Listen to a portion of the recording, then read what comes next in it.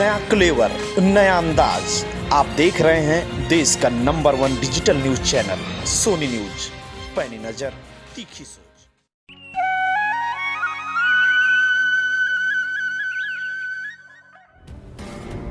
खत्म होगा भगवान श्री कृष्ण का कारावास। द्वापर युग में जन्मे भगवान श्री कृष्ण भले ही कारागार में पैदा हुए हों, लेकिन भगवान कृष्ण का कारावास कलयुग में भी जारी। आखिर कब खत्म होगा कृष्ण का कारावास? कानपुर देहात के शिवरी थाने में भगवान श्री कृष्ण 19 वर्षों से काट रहे हैं कारावास। कलयुग के कानूनी दांव पेच में फंसी है श्री कृष्ण की रिहाई। जरा गौर से देखिए इस थाने को। यह है कानपुर देहात का शिवरी थाना। वैसे तो यह थाना बड़े अपराध और अपराधियों के नाम से जाना जाता है। यह वही थाना है। शिवरी थाने का इतिहास भी काफी पुराना है, लेकिन इन दिनों यह ना एक बार फिर से चर्चा में आ गया। चर्चा भी ऐसी क्यों? साक्षात भगवान श्री कृष्ण से जुड़ी है। आइए हम आपको ले चलते हैं थाने के अंदर और दिखाते हैं वह राज जो पिछले 19 सालों से इस थाने में राज बना हुआ। दरअसल आपको बता दें कि द्वापर में कारावास में जन्म में भगवान श्री कृष्ण कलयुग के कारावास को अभी भी काट रहे हैं। यह बात सुनकर आपको हैरानी तो होगी, लेकिन हकीकत यही है कि भगवान श्री कृष्ण पिछले 19 वर्षों से कानपुर देहात के इस थाने में कैद है और भगवान श्री कृष्ण की रिहाई कानूनी दांव पेच के चक्रव्यूह में फंस गई। दरअसल मामला यह है कि कानपुर देहात के शिवरी क्षेत्र में बने राधा कृष्ण मंदिर में भगवान कृष्ण और राधा विराजमान थे। भगवान श्री कृष्ण की यह मूर्ति अष्ट धातु से निर्मित थी और लोगों की यह धारणा थी कि यह मूर्ति खुदाई में निकली और करीब 150 साल पुरानी इस मंदिर से लोगों का आस्था और विश्वास का नाता लगातार बना हुआ था। बड़ी से बड़ी मनोकामना इस मंदिर में भगवान कृष्ण के दरबार में पूरी होती थी और पूरे होते थे लोगों की अधूरी किस्मत की पूरी कहानी। लेकिन एक रोज कानपुर देहात के ही एक शख्स ने लालच के चलते भगवान श्री कृष्ण और राधा की अष्ट धातु निर्मित मूर्ति को चुरा लिया, जिससे 19 साल पहले इस इलाके में सनसनी फैल गई, क्योंकि करोड़ों रुपए की इस मूर्ति की कीमत आकी गई थी और मूर्ति के यूं चोरी हो जाने से लोग और स्थानीय पुलिस अतिथि, लेकिन ईश्वर की महिमा कहे या उसका चमत्कार, एक शख्स ने खुद ही थाने में आकर अपना चोरी का इकबाल या जुर्म कबूल कर लिया। यह बता दें कि उसने मूर्ति कहां पर छुपाई। पुलिस भी इस बात को लेकर हैरत में थी कि आखिर चोरी करने वाला शख्स खुद थाने में आकर अपना जुर्म कैसे कबूल कर रहा है। जिसके बाद पूछने पर यह पता चला किशोर को सपने में भगवान श्री कृष्ण दिखाई देते और उन्होंने ही उसे इस जुर्म को कबूल के लिए विवश कर दिया।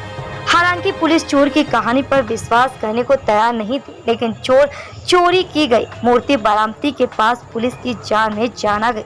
हालांकि पुलिस ने चोर को जेल भेजकर मुकदमा पंजीकृत कर दिया। तभी यह मूर्ति भगवान कृष्ण के कानपुर देहात के शिवरी थाने में कैद है। न्यायालय में चोर को जमानत तो दे दे, क्योंकि न्यायालय के सामने चोर की मानसिक मनोदशा संतुलित नहीं दिख रही थी। जिसके बाद चोर ने जमानत पर छूट तो गया, लेकिन न्यायिक प्रक्रिया के चलते मूर्ति अपने उचित स्थान पर स्थापित नहीं हो पाई। हालांकि चोरी का यह मुकदमा पिछले 19 वर्षों से कानपुर देहात की कोर्ट में विचाराधीन है, जिसके चलते भगवान श्री कृष्ण और राधा की अद्भुत और बेशकीमती मूर्ति थाने के माल गोदाम में धूल खा रही। लेकिन साल में एक बार पढ़ने वाले भगवान श्री कृष्ण के जन्मोत्सव पर यानी कि जन्माष्टमी के दिन थाने के सभी पुलिसकर्मी इस मूर्ति को माल गोदाम से निकाल कर इसकी पूजा अर्चना भी करते हैं। लेकिन बड़ा सवाल यह उठता है कि चोरी करने वाला शख्स सलाखों के बाहर और सबको सुख समृद्धि देने वाला भगवान श्री कृष्ण और राधा की अद्भुत मूर्ति अभी भी इस कारावास में भुगत रही है। आखिर कब खत्म होगा भगवान कृष्ण का कलयुग का कारावास? आज श्री कृष्ण का जन्मोत्सव यानी जन्माष्टमी का त्योहार। ऐसे में भगवान श्री कृष्ण और राधा की कानपुर देहात से निकल कर आने वाली यह तस्वीर सबको हैरत में डाल रही कि टीम ने जब इस खबर गहराई से जानकारी करी तो थाने में मौजूद भगवान कृष्ण की अद्भुत मूर्ति के साक्षात दर्शन भी हुए और भगवान कृष्ण की मूर्ति की ऐसी दुर्दशा देखकर अचरज भी हुआ। बड़ा सवाल यह उठता है कि आखिर लचीली कानून प्रणाली के चलते जहां सैकड़ों और लाखों मुकदमे पेंडिंग है, वहीं भगवान श्री कृष्ण में कलयुग की इस न्याय प्रणाली से जूते नहीं है। आप देख रहे हैं यहाँ बाकी कि आखिर भगवान श्री कृष्ण का क्या नाम है? कारावास कब खत्म होता है। पांडे, तेजस सोनी न्यूज से मनोज सिंह। सुनील कुमार जी, सिवली कोतवाली जनपद कानपुर देहात में आती है। वहाँ पे 19 साल पूरे होने को जा रहे हैं। भगवान श्री कृष्ण परिवार सहित कानूनी दावपेच में फंसे हैं, थाने में बंद चल रहे हैं। क्या कहना चाहेंगे कानूनी सलाह?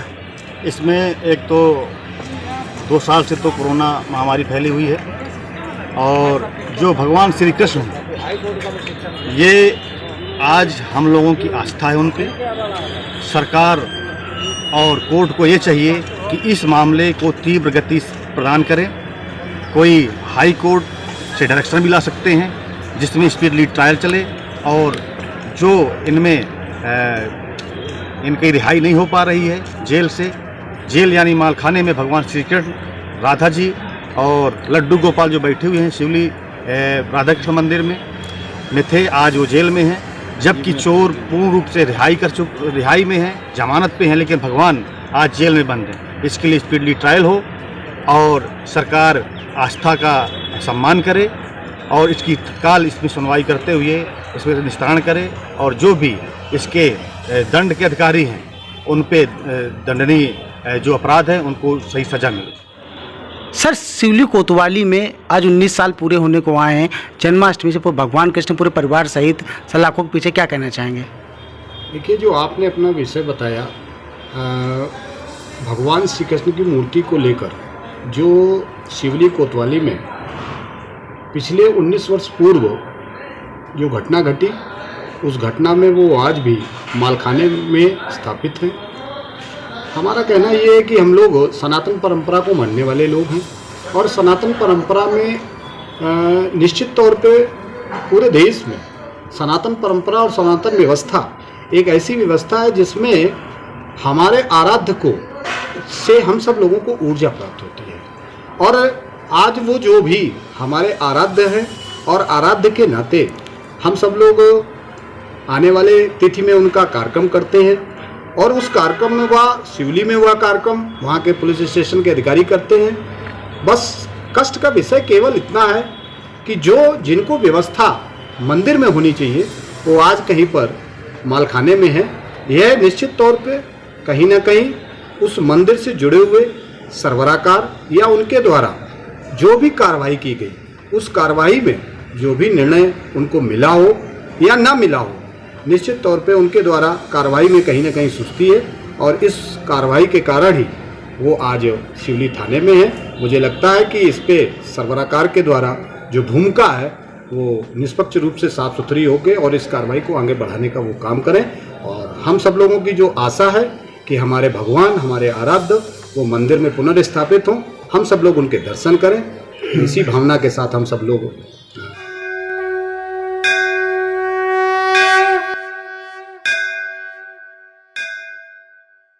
हर छोटी बड़ी ताजी न्यूज पाने के लिए हमें फेसबुक, ट्विटर, यूट्यूब और व्हाट्सएप पर हमें सब्सक्राइब करें और फॉलो करें आपका अपना web news channel Sony news.